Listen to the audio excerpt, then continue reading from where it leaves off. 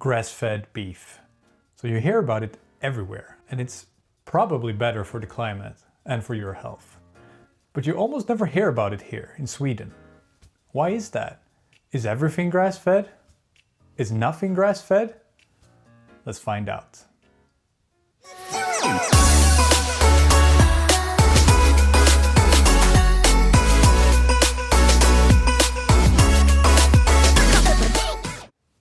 Hi, I'm Mike, and on this channel we're discussing various things that have improved my health. Today we're talking about meat. Let's do it. So when it comes to meat, there are basically two camps.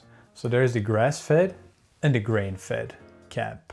Conventionally raised animals, they are raised so that they are fattened up very quickly, they grow very quickly, and they can be slaughtered already after 15 months. To achieve that, you have to feed them grains. And also, when you feed an animal grains, they don't have to go out and look for it. It's already there. So basically they will become very sedentary and they will eat food that will basically fatten you up very quickly. So just like with a human, grains will fatten you up. Compare that to grass-fed, where the animals roam freely outside and find whatever they usually eat. It could be grass or grass-like things, or if it's a chicken, it could be worms, etc., etc. The benefit of grain-fed is basically that all that fat that you get in the meat. Now we're considering that the animal is healthy, is not sick, it's not being treated by antibiotics and such. By being sedentary and just eating grains, it will become very fat, a lot of fat inside of the muscle tissue.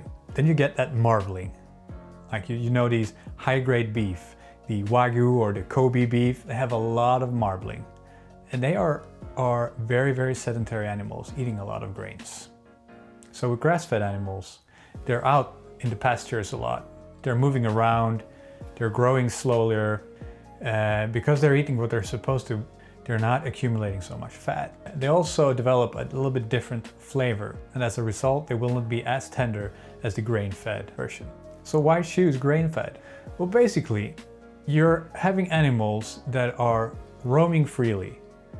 They are very unstressed, they are out in nature. You know the healing effect nature has on humans and animals. They're allowed to roam around and eat what they're supposed to be eating. So if we're talking about cows, for example, they're able to eat grass and grass-like plants. And they're able to absorb a lot of nutrients and vitamins and minerals from the grass and the ground that we simply cannot, because we cannot process grass. By being organic lawn movers, so to speak, they're actually helping the wildlife to grow. And by moving around and eating what they're supposed to, they get a much healthier omega-3 to omega-6 ratio.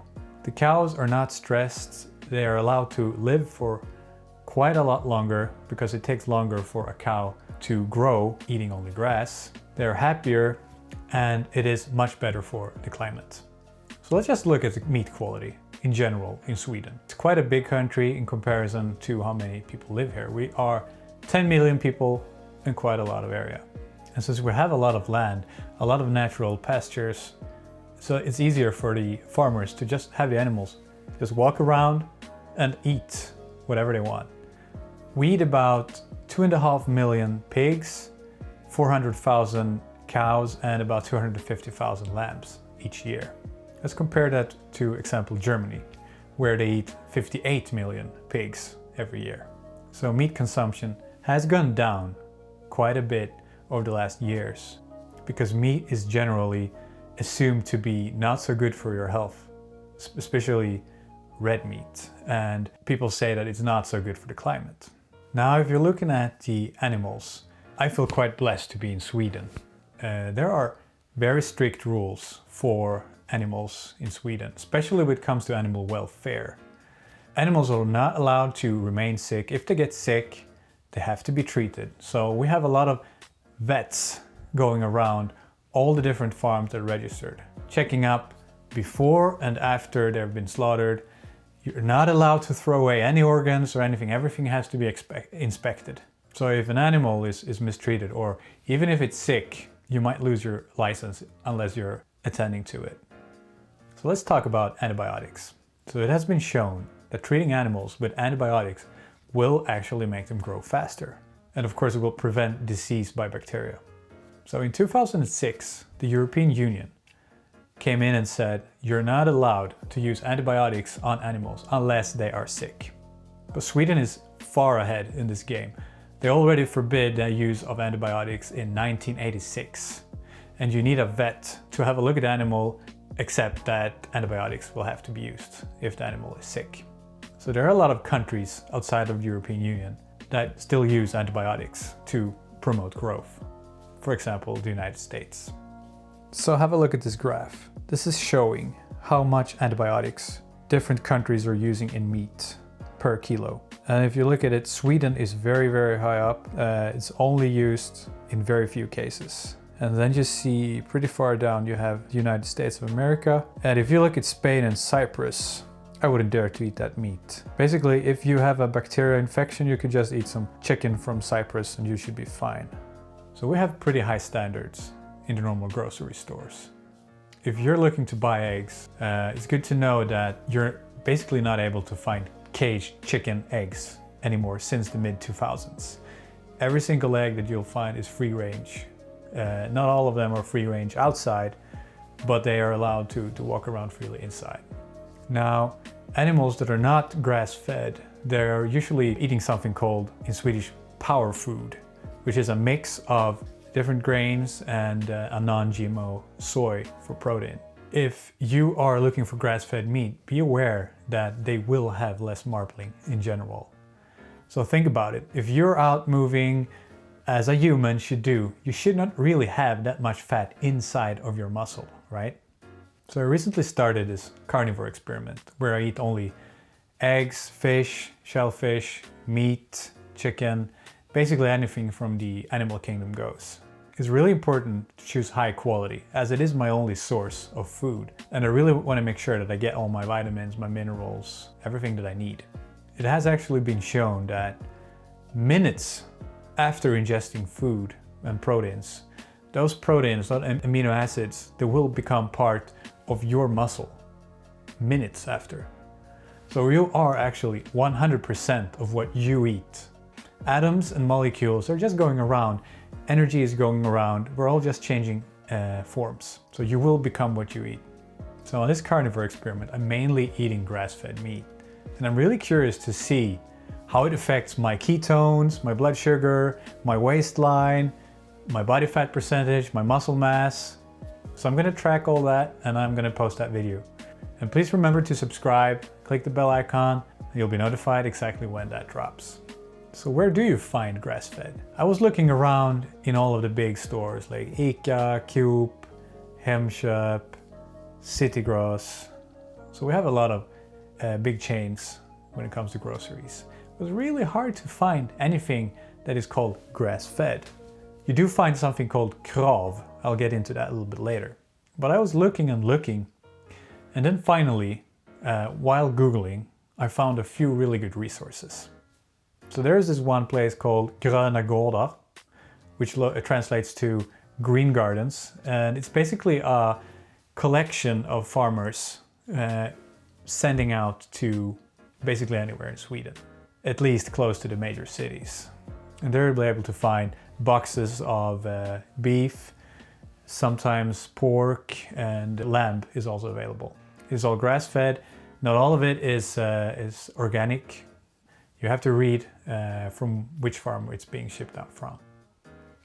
So one of the biggest grocery chains, Cooperative, this actually started selling this summer 2019 in some stores their own brand of grass-fed beef.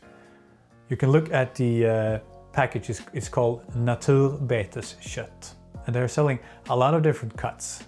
The price is high, but it seems pretty good. I haven't tried it yet. And then I found my holy grail, called gårdsnära. I'd roughly translate it to local farms.